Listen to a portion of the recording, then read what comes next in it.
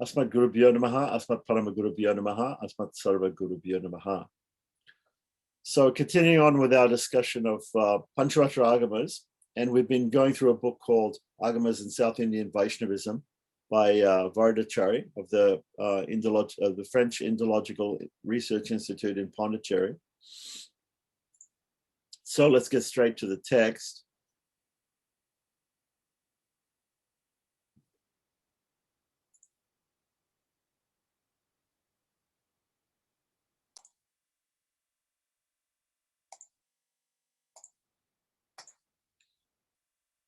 So up until now, we've been going through the introduction of Agamas in South Indian Vaishnavism. Now we come to chapter 2, which is the validity of the Agamas.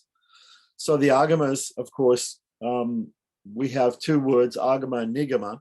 Nigama, Nigama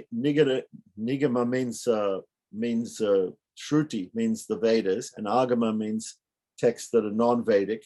So we understand that the Vedas are considered swata pramana. They're considered to be self-validated knowledge. So nobody except for the Buddhists and the Charvakas and those people, there are people who don't like the Vedas, who don't accept the authority of the Vedas, but mostly in India, everybody accepts the Vedic authority. So now the question is, if you bring in some other scriptures, how do you say that whether they're considered authentic or not, or valid?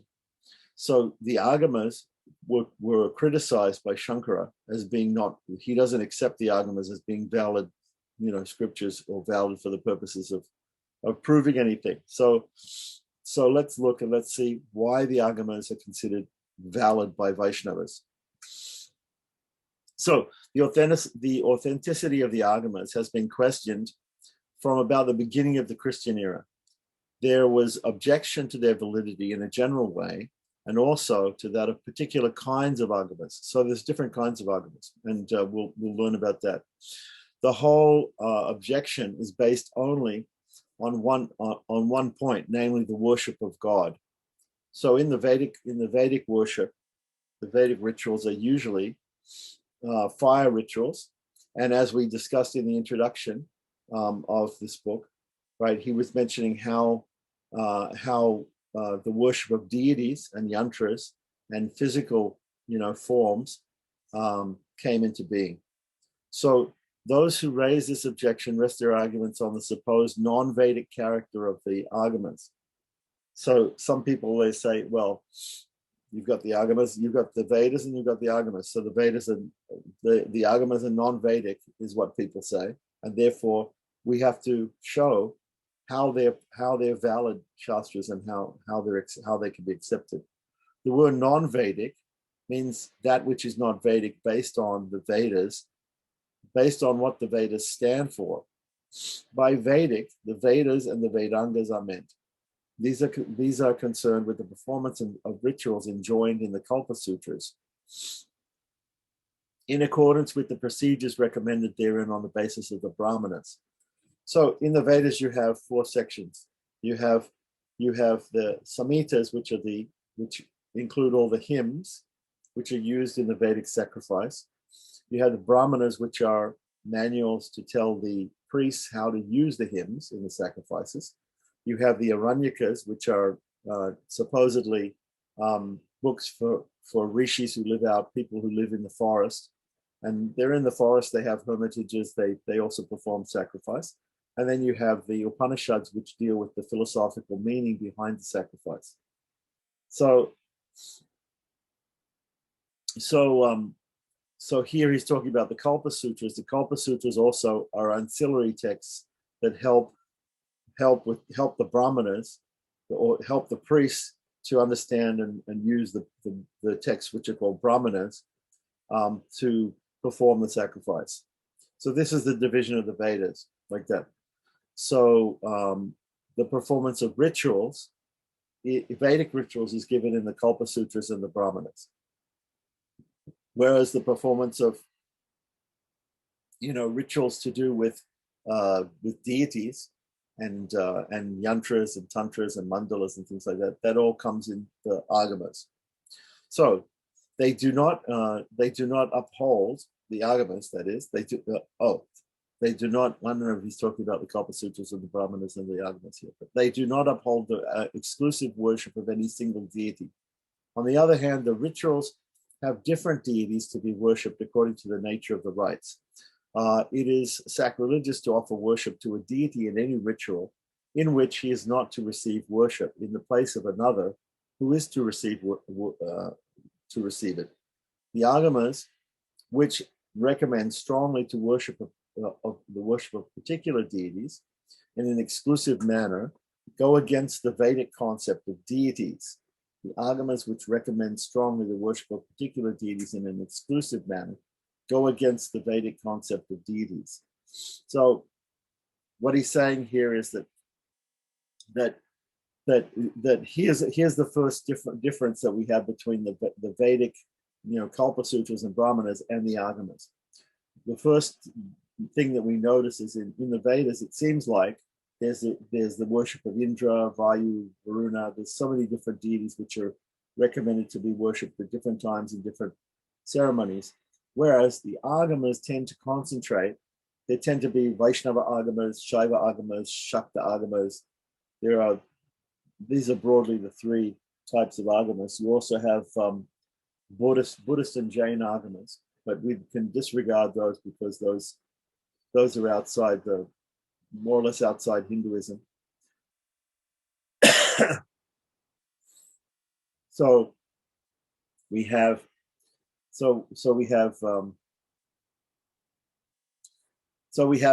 these agamas, Vaishnava agamas, Shaiva agamas, and Shakta agamas, which are focused mainly on those particular deities. The Vaishnava agamas for Vishnu, the Shaiva agamas for Shiva, and the Shakta agamas for Devi. So the agamas, which recommend strongly the worship of particular deities in an exclusive manner, go against the Vedic concept of deities. So that's what some people might say. Again, the agamas miss the Vedic concept of God. Deity worship or idol worship marks the agamic mode of adoring God. So this is one of the main differences between agamas and the Vedas, is that, as we discussed in the last chapter, in the agamas it'll be discussed about not only fire rituals but also how to worship iconic forms of God, like the deity form or the yantra form or the tantra or the mandala form. So the idol worship marks the agamic form of God. Okay, so the Vedas nowhere reference a distinct concrete form of God, nor do they speak of adoring that form of God in transcendental or also immanent, and so could not be comprehended by anyone to have a finitized form. In the last discussion, we were talking about how God is transcendent; He's also immanent, right? And so the idea came to be able to worship Him in a finitized form, like an icon, like a yantra or a like a mantra, a yantra, or a deity. So there's nothing in the world that can represent God completely, fully, right? For whatever exists is neither transcendental nor subtle enough to be immanent, to be made immanent, to be immanent. Hence, it is a sacrilege to conceive of the idol or any other form of God. Okay, so this is the argument that the iconoclastic religions like Islam put forward. They put forward this idea that you can't represent God in a finitized form. We actually dealt with this argument in the last chapter. But anyway, he's just reiterating it here again. Secondly, these are some arguments against the validity of the arguments, because the arguments deal with the worship of a finitized form of God, the deity. So in order to get qualified for performing the worship in the sacred fire, one must have an investiture with the sacred thread, the Upanayana. So the Upanayana samskara, the sacred, getting the sacred thread, and the we also mentioned that the sacred thread was like the chadar that was worn. Originally, people used to wear a chadar so they would expose the right arm, so they could offer oblations easily into the fire. And that ultimately became the sacred thread. And so this was the only necessity for doing the Vedic rituals, to be invested with the sacred thread, or to be a Brahmin, Kshatriya, or a Vaishya. So to have the Upanayana Samskara, and offering worship in the fire, is the only mode of worship according to the Vedic religion.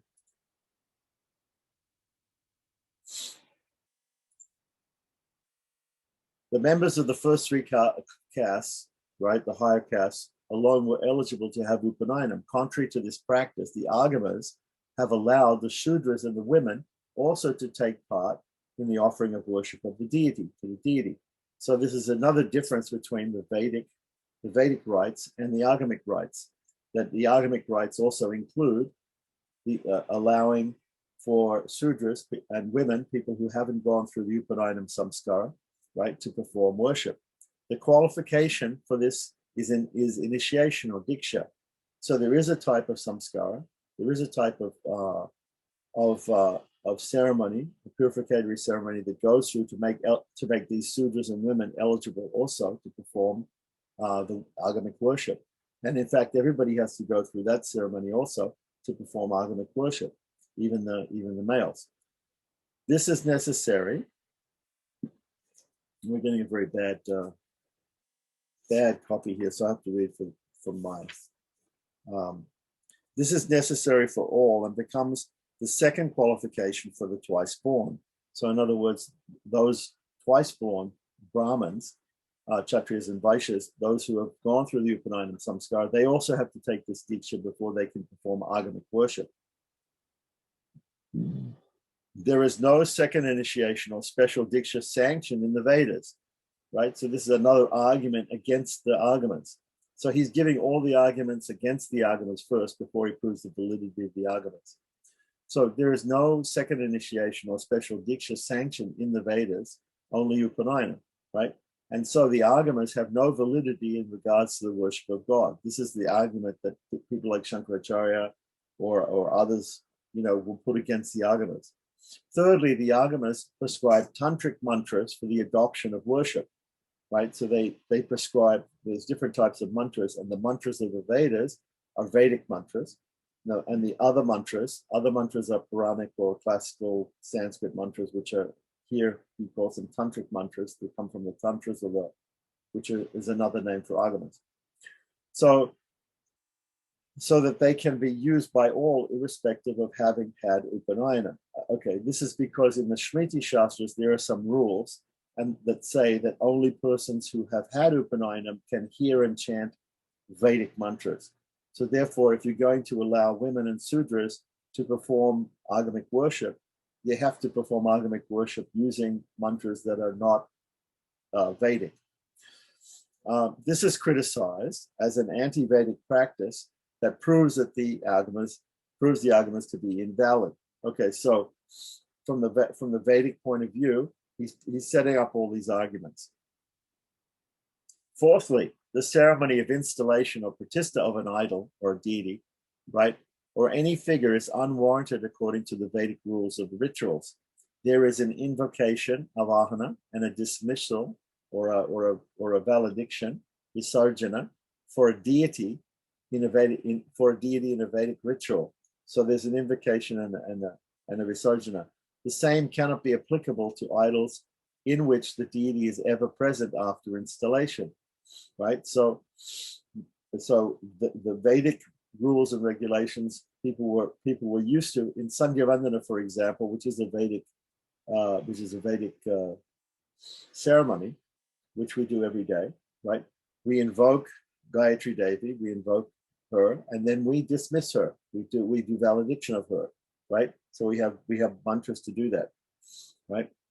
But there isn't any, in the Agamas, we also have these deities which are immovable deities, which we install permanently. So this is also seems to be against the method that is used to worship God in the Vedas. Okay, so the same cannot be applicable to idols in which the deity is ever present after installation.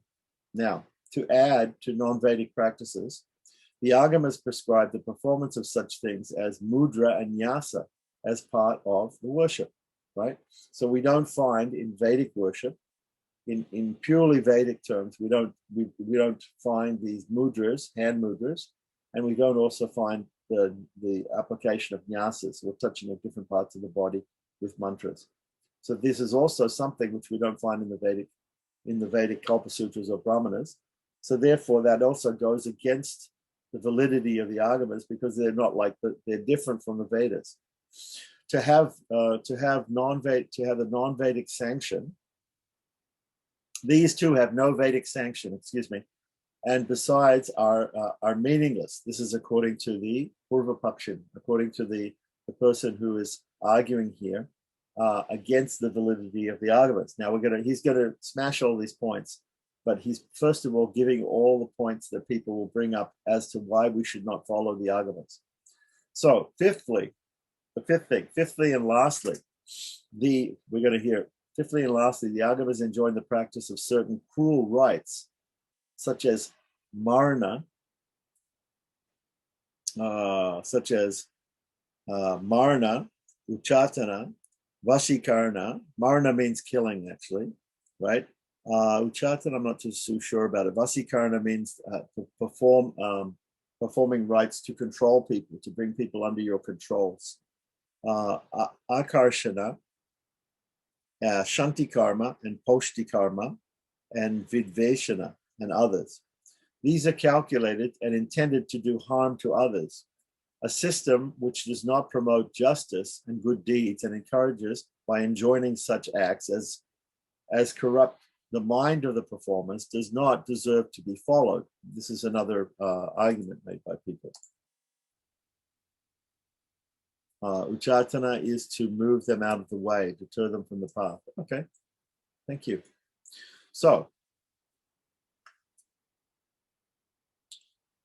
there are also detestable practices such as drinking wine, eating flesh, taking fish, gestures, which is again a reference to mudra, and sexual intercourse. Okay, so this is not necessarily in Vaishnava Agamas, but in Shakta Agamas and Shaiva Agamas, particularly in Shakta Agamas, we have these things called the Pancha Makaras. There are these five words that begin with M: Mamsa, Matsya, Mudra. I forget. Anyway, and this is a part of Masa. Yeah. Five important detestable practices are set out below. So here's a quotation from an Agama, probably a Shakta Agama. It says Gupta Sadhane Tantra. Hidden sadhana tantra. Okay, so it is also argued that the origin of the Agamas. So this is normally when we talk about in the Agamas, there are different sadhanas, and they're sometimes grouped into the what we call Vamachari and the Dakshinachari. So there's what's called the left-handed and the right-handed form, or it's also called the right-handed form is called white tantra, and the left-handed form is sometimes called black tantra. So black tantra is sometimes associated with these five practices of where people take wine, they eat meat, they eat fish, they eat parched grain, apparently, or cooked grain, and then they also indulge in sexual intercourse. So this is usually in Shaktagamas. So it's also argued that the origin of the Agamas is to be solely traced to the practices of primitive tribes. Those who base their rituals on Vedic authority would not accept the Agamas as valid, nor not to speak of following the practices laid down in them. The life of the primitives is not governed by law or custom, nor based on ethical standards. Head hunting, vindictive pursuits, and gruesome practices characterize the life of primitive peoples, titles. The Agamas, it is asserted, took their rise among them, or at least arose under strong influence of their practices and cannot therefore be said to be held as valid. Okay, so these are all the objections. The objections noted above lose ground when it is remembered that the Agamas are very near to the Vedas rather than based on the Vedas. They cite the Vedas as for authority and so cannot be treated as non-Vedic or anti-Vedic. What is treated in the Vedas need not be treated in other texts. In other words, if things are treated in the Vedas, why do they have to be treated in other texts? They don't have to be. These are ancillary texts. The Agamas help us to understand the Vedas. What is treated, they're supplementary to the Vedas. So what is treated in the Vedas need not be treated in other texts. New concepts and theories could be involved as a result of Vedic influence, and they do not, on that account, become non-Vedic. The whole Veda, the Shmiti texts, the conduct of those who know the Vedas, the conduct of the good, and the satisfaction of the self become the sources of Dharma. Right, and he's given a quote here from Manusmriti 2.6 on that account. All these cannot be declared to be invalid because they are not treated or mentioned in the Vedas. So he's knocking down this first point. The first point is just because something is not mentioned in the Vedas doesn't mean that it doesn't sync with the Vedas, or it can't supplement the Vedas. The Mimamsa school, which means Karmakanda school, the Purva Mimamsa, right? There's two types of Mimamsa. The word Mimamsa means deliberation, right, or discussion to come to a conclusion. So Mimamsa school, Karmakanda school, seeks to defend the Vedic authority for certain practices which do not have direct Vedic sanction, but are dealt with only in the Shmiti texts. In such cases, the source of these practices is inferred to be some passage in the Vedas. Okay, so in the Mimamsa, in Kama Mimamsa, they try to prove some practices from the Shmitis, from the non-Vedic texts, but they always have like a reference in the Vedas. There's a footnote here, which is this is coming from Jaimini Mimamsa Sutras 1.3. And we have to look at a book called Tantra Vartika. Tantra Vartika, there's the first volume of Tantra Vartika. Okay, so that Tantra Vartika, probably with a commentary by Kumarila Bhatta, that gives us also the discussion of the Karma Sutras, the books on Karma Kanda, which come before the Dharma Sutras, which come before the Brahma Sutras. So when we study the Vedanta Sutras or the Brahma Sutras, it starts out with the Tattva Brahma Jigyasa. The very first sutra says, now is the time to discuss spiritual things, spiritual matters, or Brahman. And that also, according to some commentators, refers back to the idea, especially Ramanuja is of this opinion, that first of all we should study the Purva Mimamsa. That's why it's called Purva. Purva means before, right, or first, right? So the first discussion is about karma, about acts, about different activities, and their Vedic activities and things. So therefore, the Karma Sutras come before the Karma Sutras come before the Brahma Sutras. So, secondly, it is true that the Agamas enjoy a special type of initiation. So what do we say? These, according to, sorry, we skipped a little bit here. We were just saying that the Agamas do refer to the Vedas in certain places, and therefore they can be supplementary. Similarly, the monotheism of the Agamas is a concept derived from Vedic sources. The Aitreya Brahmana, right, makes an emphatic statement that among gods, Agni is the lowest and Vishnu is the highest. And there's a footnote there about that. And it actually gives the Aitreya Brahmana text, which mentions that, right? It's a very important pramana. So Agni is like he's the servant of the other gods when we offer into a fire sacrifice, when we offer oblations in there. Agni takes that to the other gods. So if we say Vishnave Swaha, the offering goes via Agni to Vishnu. It is evident from this that Vishnu, being at the head of the divine beings, must have been held then as not only the supreme deity, but also as one who is preferred to others for worship. This concept was developed in the Agamas, which is a proof to show that they are not non-Vedic, right? So this same concept is there in the Vedas, and he's quoted the Aitreya Brahmana for that. For the same reason, idol worship or deity worship, as enjoined in the Agamas, needs to be treated as a religious act, which is a logical extension of the monotheistic tendency. This is enough to concede that the idol or deity worship is not non-Vedic. According to the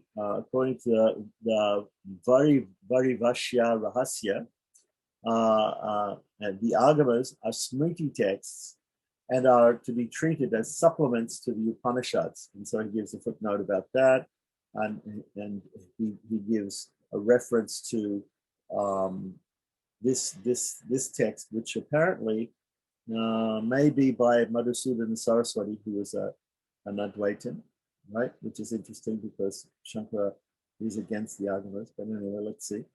Okay, so anyway, he's talking about how the Agamas can be supplements to the Vedas. Secondarily, it is true that the Agamas enjoin a special initiation, or Diksha Vishesha. Vishesha means special. Diksha means initiation.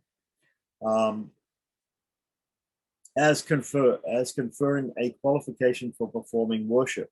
It becomes an additional qualification for those who have Upanayana, right? So I've said this like that: if one has Upanayana, then one can perform Vedic rituals, but one cannot perform the Pancharatric rituals or the Vaishnava Agama rituals or any Agama rituals without specific type of Agama initiation.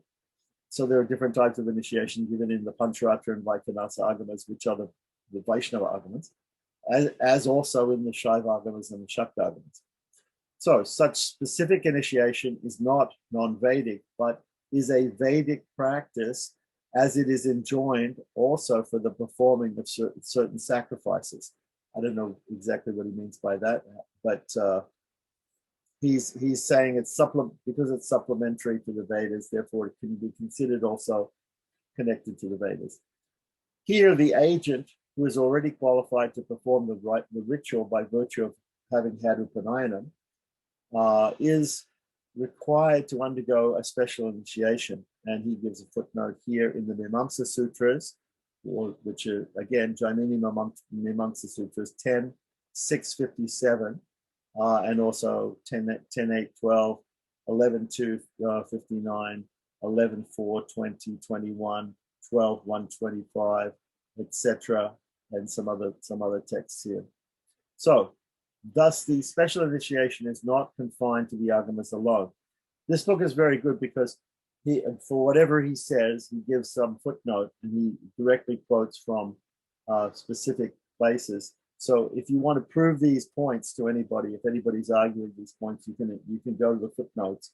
You can look up the actual pramanas in scripture to the actual proofs to defeat the arguments of people who are against the validity of the Agamas. Okay, so now thirdly, although the study of the Vedas is prohibited for Sudras, right, and women, those persons who don't have Upanayana, there are some references which uphold their participation in the performance of sacrifice. For example, the following passage occurs in the Apastamba Shrauta Sutras. Now, Shrauta has to do with Vedic sacrifices. Smarta has to do with Smriti sacrifices. So there are Shrauta Sutras and Smarta Sutras. The Smarta Sutras are usually called Dharma Sutras. Anyway, Apastamba is one of those sages who has commented on the Shrauta Sutras and the Dharma Sutras. And so we discussed also before, Bodhayana and Apastamba are those Krishna Yajurveda rishis who have given their comments on these things. So here he gives a passage from Apastamba Shravana Sutra 1929, and it says here a Sudra is described as one preparing the havis or offering it in the same way as members of the other three castes. So though the verb differs in calling the offerer of the oblation from each caste, right? So he's just giving this as an example of where a Sudra may also participate in a Vedic sacrifice. The hunter and architect are known to have been allowed to perform the sacrifice. So, and he gives a quote there from Katyayana Shravana Sutra. Katyayana is another.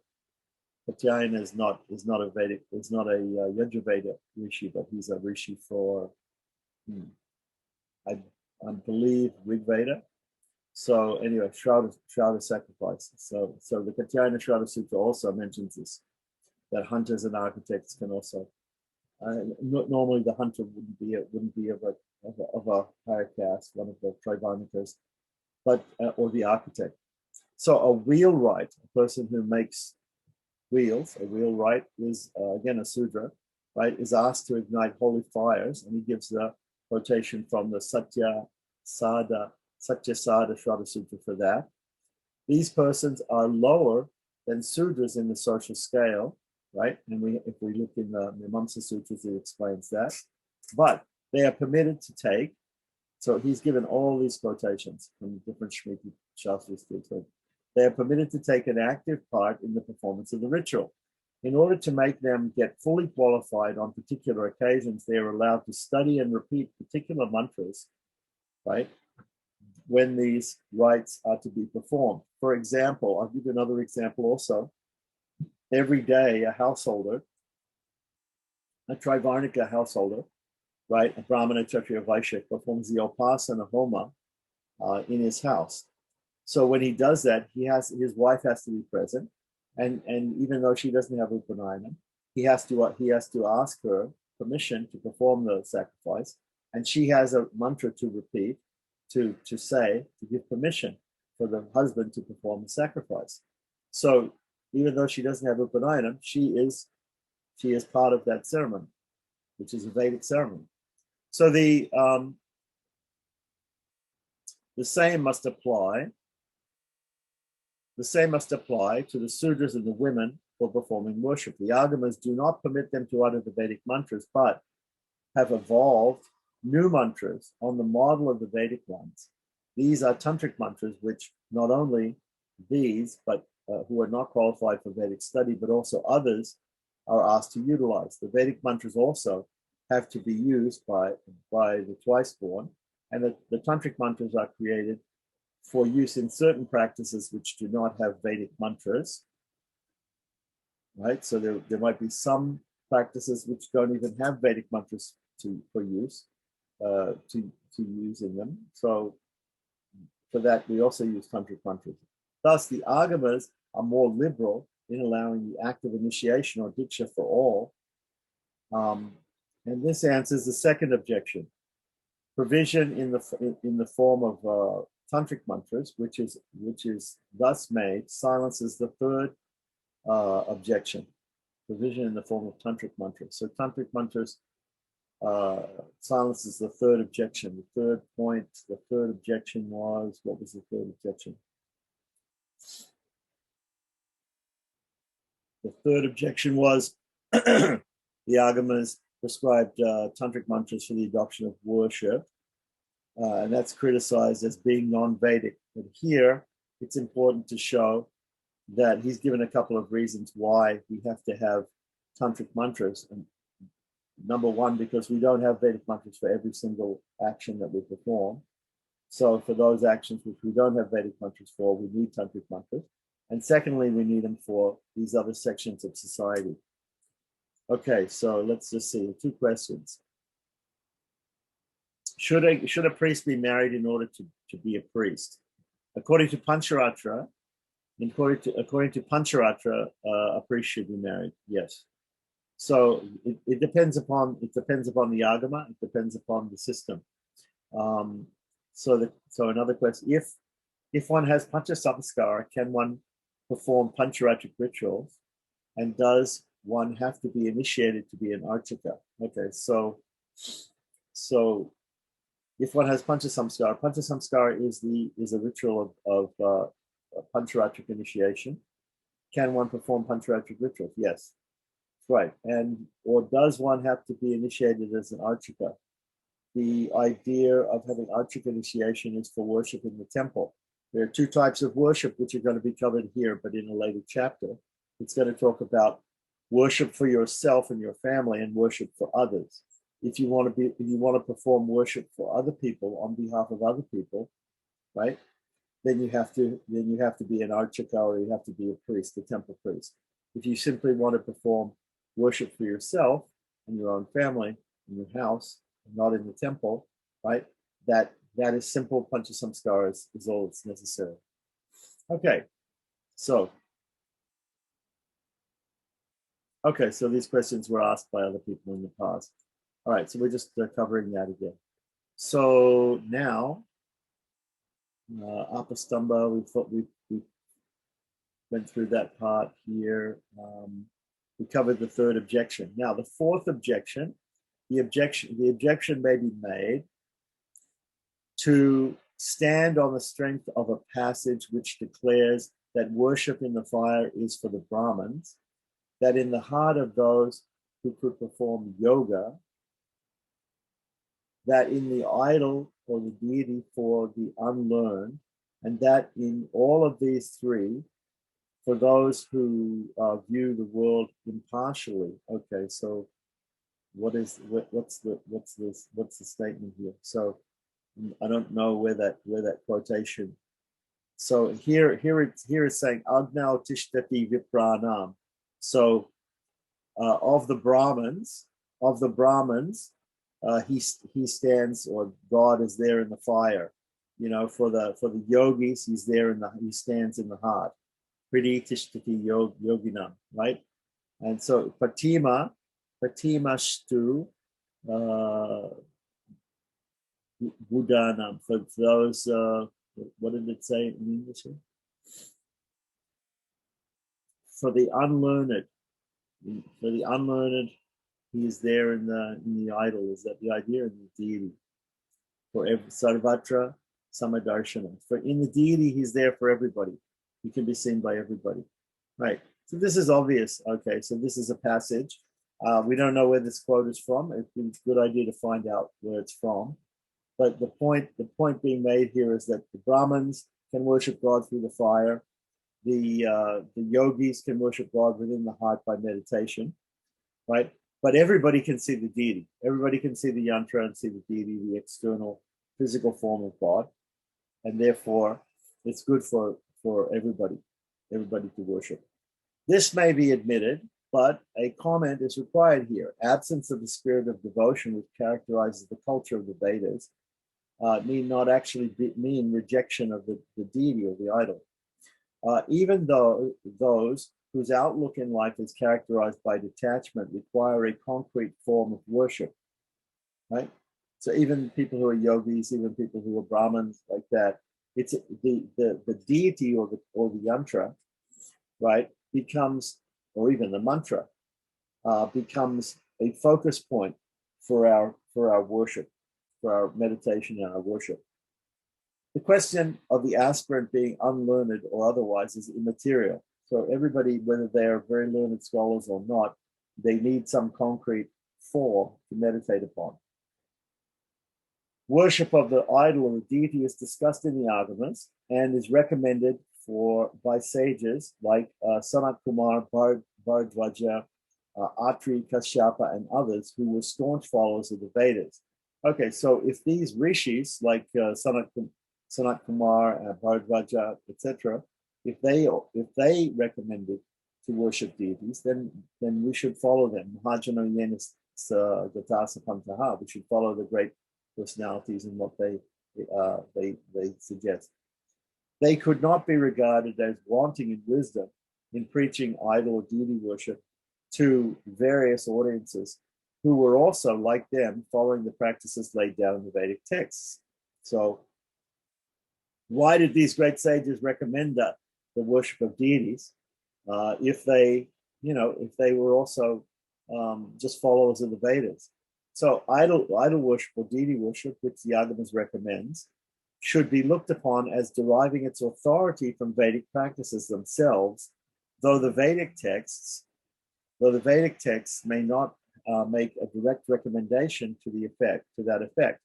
The Agamas enjoin also worship of gods in fire and meditation through yoga, and as such, could not be taken to go against Vedic authority. So it's not like the Agamas are saying, don't do fire ceremony, don't meditate upon the Lord in the heart, which the Brahmins and the yogis are doing. The Agamas are also saying to do that, and so therefore they're also not, they're supplementary to the Vedas and they're not against the Vedas. So any figure made out of any material cannot receive worship. The presence of the deity will have to be infused into the deity or the idol, right? For which purpose Vedic mantras are primarily employed. This ritual cannot be called non-Vedic. When we do pranapratishtha, when we do these installations, we do use Vedic mantras when we're installing the deity for the purpose of ensuring the installation of the immanent God in the idol or yantra. Pratishtha is required to be done. Mantra, nyasa, buddha-shuddhi, right, and mudra are quite necessary to offer worship to God, who has taken his abode in a finitized form. Right. So there was this argument that we shouldn't use nyasa, we shouldn't use mudra because these are inherently non-Vedic. Here he's saying when you worship God in a finitized form like a deity, these things come into use. So mantras are classified as, we discussed this in the introduction. There was some discussion of the different forms of a mantra, parts of a mantra, let's say.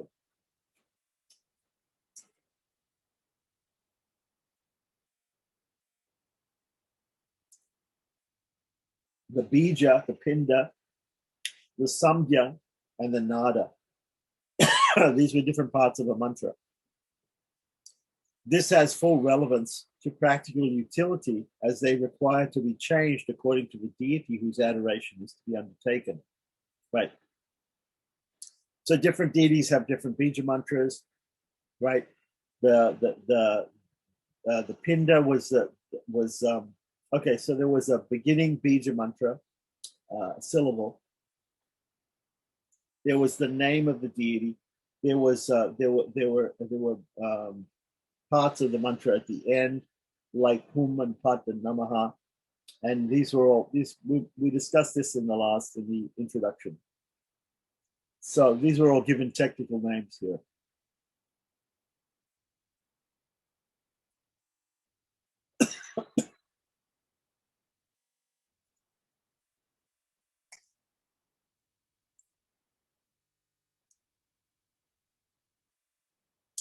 This has full relevance to practical utility as they are required to be changed according to the deity whose adoration is to be undertaken. This is not meddling with Vedic mantras, right? Because the tantric mantras or the agamic mantras are separate mantras. They're inspired by the Vedic mantras, but they're made in a way for different deities in different situations. So a change in mantra involves the introduction of alterations in the case suffixes, right? So we may need to change some things in the mantras to use them when we're doing agamic worship. We might be worshiping one deity or two deities or three deities, so we have to change some of the grammar to singular, dual, and plural. We have to change different case endings, So it involves change, whereas the Vedic mantras can never be changed.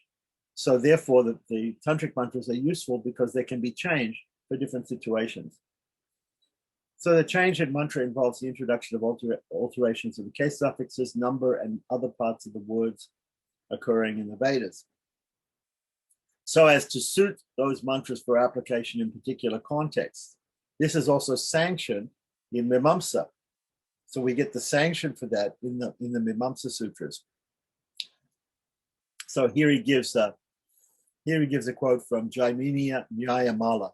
Nyaya, of course, means logic. So this is a book which is explaining logically the explanation about Jaimini's sutras. Such a change is sanctioned by grammarians also. So not only does Jaimini, the rishi who explained Karmakanda, accept this idea, but also Katyayana, who's one of the three, Katyayana cited by Patanjali, who is another one. There are three great sages of rishis of Sanskrit. We didn't touch on this, but in our Sanskrit, beginner Sanskrit class, we should probably offer obeisances to these three: Panini, Katyayana, and Patanjali. These are the three great grammarians. There's some other people like Bhattacharya, but anyway, in Sanskrit grammar, you have these three sages that you offer obeisances to when you study Sanskrit grammar. Panini is the person who made the sutras to explain the rules of Sanskrit grammar.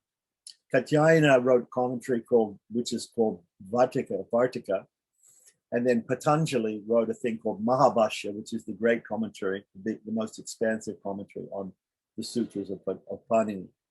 So here he's given a quotation from Katyayana's Vartika cited by Patanjali, right, in a particular part. This is the Pashpasha Anika of his Mahabhasya, which is a part of the Mahabhasya.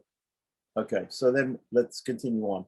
So anyway, he's given the quotes. He gives the quotes to prove all of his arguments.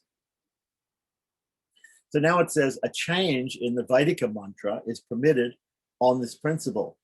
That's a little bit radical, that what he said just then. A change in a Vaidika mantra. When you change a Vaidika mantra, if you take a mantra from the Vedas and change it, right, then it's no longer a Vedic mantra. You can't call it a Vedic mantra if you change it, but you can still use it as a tantric mantra. So you might take a part of a Vedic mantra and change it to become a non-Vedic mantra.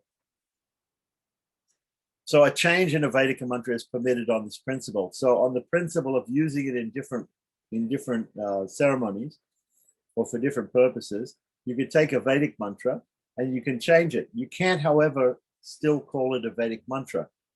It's not a Vedic mantra anymore. For instance, the passage, Agnaye Jushtam Nirvapami, which is to be used while offering cooked cakes to Agni, Agneya Charu. Charu means, usually means cooked rice, right? Which is used as havisa, or to put into the fire in the ceremony, must change into. So this particular passage, Agnaye Jushtam Nirvapami, is changed into Suryaya Jushtam Nirvapami. So instead of Agnaye, they put Suryaya. Agnaye is the dative case, singular dative case. It means unto Agni. Suryaya is the singular dative case of Surya, unto the sun. So when the cake is to be offered to the sun. So here he's given an example of a Vedic mantra, which is there in the Vedas, right, for an offering which is made to Agni. Now, if you wanted to offer that same thing, that same charu, that same cake, or cooked rice to the sun, then you would simply take out the word to Agni and put in the word to the sun, when the cake is to be offered to the sun. So this is now there's a footnote about that, a footnote there.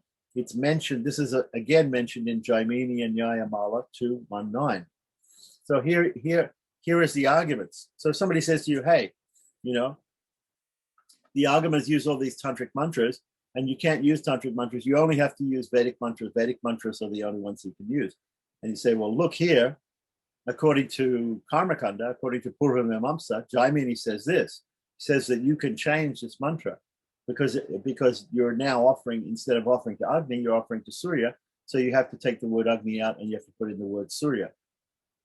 So when the cake is to be offered to the sun. Such a change is necessitated even according to the Vedic texts, as the deities to whom the offerings are to be made are many, and the mantras are not available for each offering to be made to each one of those deities.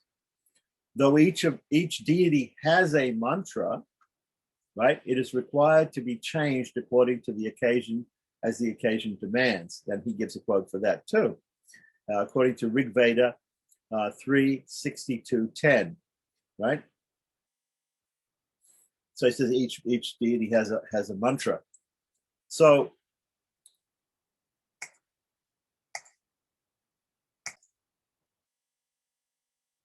we were talking about Vedic mantras and how we can change the Vedic mantras. According to Jaimini, we can change the Vedic mantras by substituting case endings and different names of deities, like here Surya for Agni. So such a change is necessitated even according to Vedic texts, as the deities to whom the offerings are to be made are many, and the mantras are not available for each deity, although each deity has a mantra. And we showed that was there in the Rig Veda, right? The footnote says Rig Veda 3:62:10.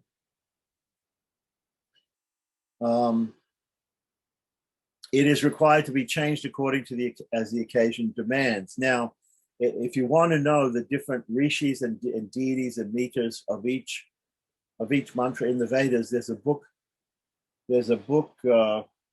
called Brihad Devata, which is available, and it tells you that each mantra in the Vedas, which devata it's for, and which meter it's for, and which rishi was the seer of that Veda, of that particular Vedic mantra. Okay, so though the Agamas intend to enjoin the exclusive worship of a particular deity, other deities are not fully dropped out from the purview of ritual or worship. These deities form a part of the retinue of the principal deity. So we have in Agamas, as in the Vedas also, we have different deities. And so although essentially monotheistic, the idea is that, as we saw, that Agni is the lowest god, Vishnu is the highest god, or Devata. So then essentially we treat everybody as either an associate, a consort, an associate, part of the retinue, or an attendant for Vishnu, like that. So they can be worshipped. They also have to be honored in certain ways. So hence the mantras are required to worship them, right? Thus, tantric mantras arose on the foundation of Vedic mantras. On this account, they do not lose their validity, right? So that argument that tantric mantras have no validity is wrong, because the tantric mantras are based on Vedic mantras, and therefore they have validity. And he gives the quotations for this. And here's a quotation he gives, and this is coming from Manusmriti, from a commentary on Manusmriti. Okay, so let's see. We might just think we've got a lot to go. So let's just leave it there right now and go to Sanskrit. Okay, so all we've got. Yeah, so we're on page 50. We're just going to leave it there for today. Okay, so just before we finish, is there any questions or comments about today, what we talked about today, in as far as we have those 5 major reasons why people said that the Agamas are invalid, and then we have all the counter arguments that he's given to explain the validity of not only the Agamas but also Agamic tantric mantras. So, any questions about that? Or comment? Anything to add? Okay, so why don't we just go now? I'm just going to. Yep, Vrindapati, what do you have to say? I was just going to say that it kind of, going on from a question that I asked before, it kind of shows that there is this kind of parallel Hinduism as well. that you've got the Vedic tradition where you've got Brahmins only able to do like Vedic mantras and things like that. But in order to kind of accommodate everyone else, it looks like that there's always been a parallel Hinduism to kind of accommodate non-Brahminical practice, which is really, really interesting. That if Shankara, who is, really, really long time ago, is talking about agamas, means that there was some kind of ritual practices that kind of existed around Vedic times as well, which somehow or other would have run parallel to Vedic Brahmanism. Yeah, what I'm hearing you say is a couple of very good points. One is the population of Brahmins, the percentage of Brahmins, Kshatriyas, and Vaishya males, right, in the society was very little compared to everybody else.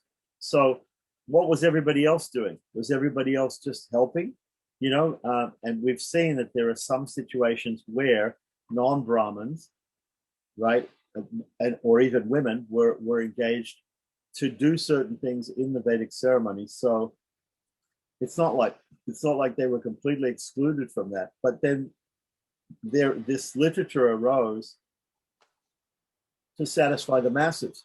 So it's mass Hinduism.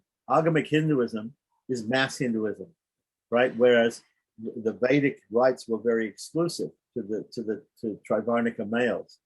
Mm-hmm. So that's the first point. And so the second point that you brought up is that Shankara was talking about this. He was against the validity of the Agamas. He was against the Agamas. But so in order to be against them, there must have been Agamas there, and they must have been practiced.